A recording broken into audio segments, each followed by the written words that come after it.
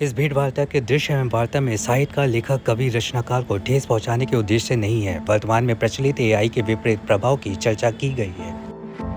आज की शाम में हमारे संग होंगी एक युवक लेखिका, जिन्होंने अपनी अलग की कल्पना से साहित्य में प्रकाश डालने का प्रयास किया है। तो आइए चलते हैं प्रयागराज से काशी।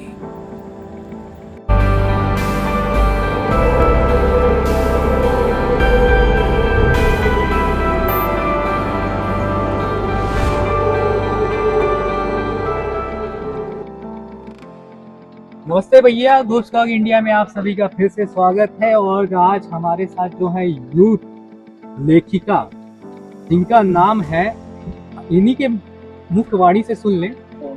नमस्कार, राधे राधे। मेरा नाम शांभवी टंडन है और मैं काशी से हूँ। और जैसा कि इन्होंने बताया, युवा लेखिका हूँ। तो बहुत बहुत धन्यवाद आपका आज मुझे यहाँ पर बुलाने के लिए। आपसे वार्तालाप होगी आज। इनका जो सोशल मीडिया पे, इंस्टाग्राम पे हमने जो देखा है, ऐसे ऐसे लेख लिखी हैं कि दिमाग हिल जाता है। तो चलिए आज इनसे पूछते हैं कि शांभवी जी, ये सब रुचि आपकी कैसे जागृत हुई? जैसे सूरज का तो ये कंफर्म है भगवान जी ने कि रोज पूरब से वो जागृत हुई है, तो ये आपके मन में लिखे गए जो शौक है, रुचि है, वो कैसे जागृत हो गए? बहुत अच्छा सवाल है और अक्सर मुझसे ये लोग सवाल पूछते हैं।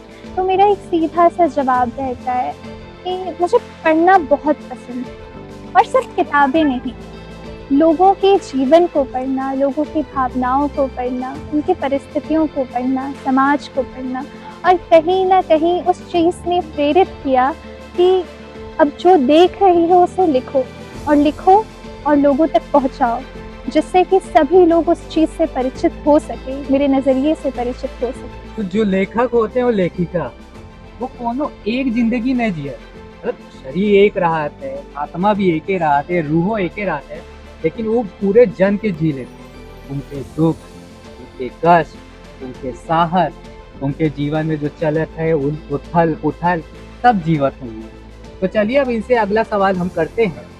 तो लेखिका जी, ये जो आप लोग ये बहुत लिखते हैं, कविताएं लिखते हैं, रचनाएं करते हैं, लिख डालते हैं, लेकिन कि अब तक विगत के जितने भी साहित्यकार हुए हैं, चाहे उन्होंने रचनाएं की हैं या कविताएं लिखी हैं, उनको उस समय वो सम्मान नहीं मिला। लेकिन उनको जब सम्मान मिलता है तो मृत्यु के उपरांत अपनी क्षमता को व्यर्थ कर रहे हैं। इस विषय में क्या कहना चाहेंगे आप?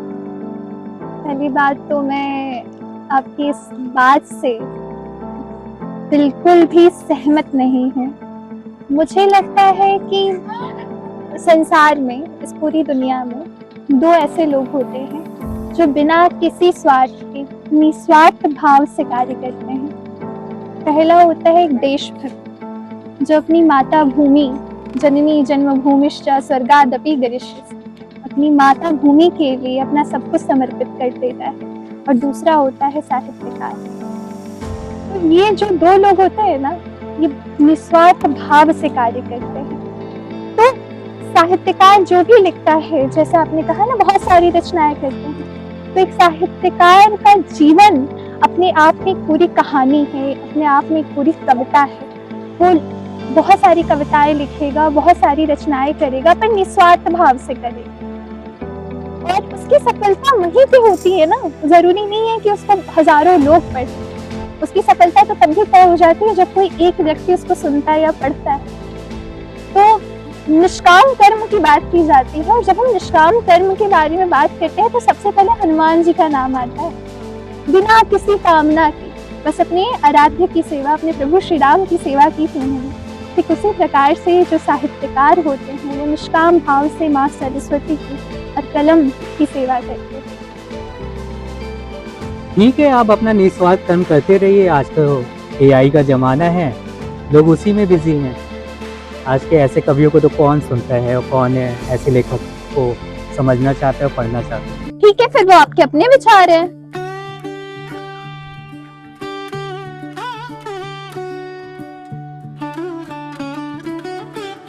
समय लेकर क्यों नहीं आते हो?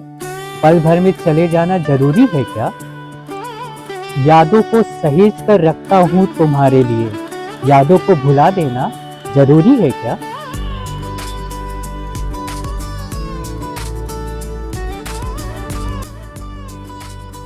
क्या आपने अभी किसकी कविता की पंक्तियां पढ़ी?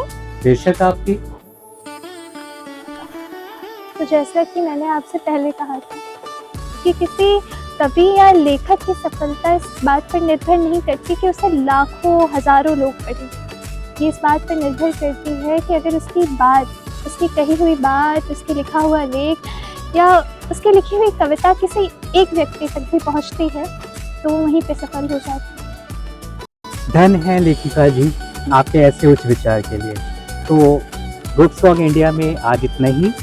और जैसे कि आज हमारी मेहमान रही हैं और जिनके लिए हम प्रयागराज की धरती से काशी की धरती पर आए उनसे मिलने के लिए, उनकी काफ़ी रचनाएं हैं जो कि उनके इंस्टाग्राम पे और आने वाले आपको उनकी किताबों में उनकी झलकियाँ नज़र आएँ। तो आज के लिए धन्यवाद, नमस्ते। क्यों न जाने क्यों खफा है। अगर इंसान होता तो समझता, पर खुदा है। हजारों साल लगते हैं बुलाने में, मनाने